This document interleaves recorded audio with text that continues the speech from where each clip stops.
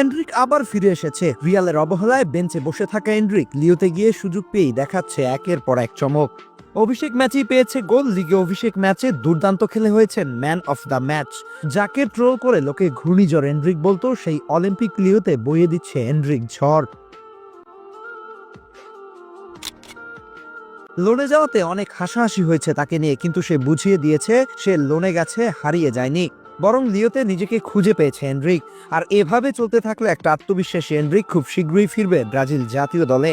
পাশাপাশি মাদ্রিদ ফ্যানরা এখন একটা আক্ষেপে পড়ছেন, অন্য খেলোয়াড়দের যেভাবে গেম টাইম দেওয়া হয়েছে সেরকম গেম টাইম যদি তাকে দেয়া হতো তাহলে হয়তো রিয়ালে এই করুণ পরিণতি হতো না।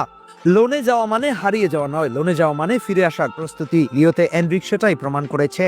তার লাস্ট দুইটা ম্যাচের স্টার্ট দেখলে বুঝতে পারবেন যে কতটা ভালো করছে লিওতে। গতকাল সে খেলেছেন 89 মিনিট, অ্যাসিস্ট করেছেন একটি, বিগ চান্স ক্রিয়েট করেছেন 5টি, ডিফেন্সেও তার কন্ট্রিবিউশন ছিল 5 বার। 89 মিনিট খেলে সে 84টা বল টাচ করেছে, আর এতেই বোঝা যাচ্ছে সে কতটা গুরুত্বপূর্ণ ছিল ম্যাচে। রেটিং পেয়েছে 9, তবে এ সপ্তাহ ছিল কাগজে কলমের হিসেব। যারা খেলা দেখেছে তারা একটা বিষয় অবশ্যই দেখেছেন, আর সেটা হলো এন্ড্রিকের গতি। তার সেই গতি রিয়াল এবং ব্রাজিলের শুরুর দিকেও দেখিয়েছে। মাঝখানে বেঞ্চে থাকতে থাকতে মানুষ ভুলেই গিয়েছিল যে তার গতির কথা, কিন্তু এবার আবার সে যেন পুরনো রূপে ফিরে এসেছে। এন্ড্রিকের ফুটবল পথচলা শুরু হয়েছিল ব্রাজিলেই। পালমেরাইসের একাডেমি থেকে উঠে আসা এই ফরোয়ার্ড খুব অল্প বয়সী সিনিয়র দলে জায়গা করে নেয়। অল্প বয়সেই সে পেয়ে গিয়েছিল স্টারডম, মাদ্রিদের মতো বড় ক্লাবের অফার, তাই কিছুটা বিপথেও চলে যাচ্ছিল। বিশেষ করে নেইমার, রোনালদোর চেয়ে মাদ্রিদে কিছু খেলোয়াড়কে সেরা বলে সে ব্যাপক সমালোচনা কুড়িয়েছিল, কিন্তু সেসব ছিল একটা 17 বছর বয়সী ছেলের মন্তব্য। সময়ের সাথে সাথে তাই সে নিজেকে শুধরেও নিয়েছে, আর তাকে শুধরে নিয়েছে কঠিন বাস্তবতা। চেষ্টা, পরিশ্রম সবই ছিল, কিন্তু ম্যাচের পর ম্যাচ তাকে কাটাতে হয়েছে বেঞ্চে বসে। মাঠের বাইরে বসে থাকায় সেই হতাশ মুখ অনেকবারই ক্যামেরায় ধরা পড়েছে। আনচেলত্তির অধীনে কিছুটা গেম টাইম পেলেও নতুন মৌসুমে সাবির পরিকল্পনায় সে তেমন জায়গায় পায়নি।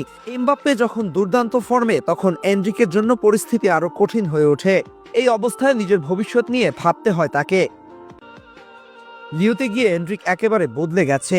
মাঠে তার আত্মবিশ্বাস চোখে পড়ার মতো।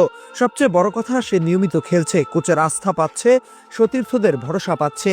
এই জিনিসগুলো একজন তরুণ খেলোয়াড়ের মানসিক দিক থেকে কতটা জরুরি সেটা বোঝা যায় তার খেলায়। এন্ড্রিকের প্রতিভা নিয়ে কখনোই কারো সন্দেহ ছিল না, সমস্যা ছিল সুযোগ আর ধারাবাহিকতায়। রিয়াল মাদ্রিদের মতো ক্লাবে তরুণদের জন্য ধৈর্য ধরা অনেক সময় কঠিন হয়ে যায়। লিওতে এই লোন মুভ তাকে সেই জায়গাটা দিয়েছে যেখানে সে ভুল করতে পারে, শিখতে পারে, আবার নিজেকে গড়ে তুলতে পারে। এখানে সে শুধু খেলছে না, দলের গুরুত্বপূর্ণ একজন খেলোয়াড় হিসেবেও নিজেকে প্রতিষ্ঠিত করছে। কি মনে করেন, এন্ড্রিক কি পারবে আবার আগের মতো ফিরে আসতে? সো গাইস, যারা যখন ভিডিওটা লাইক কমেন্ট করেন তারা লাইক এন্ড কমেন্ট করুন, সাথে ভিডিওটি শেয়ার করে দেন যাতে অন্যরা দেখার সুযোগ পায়।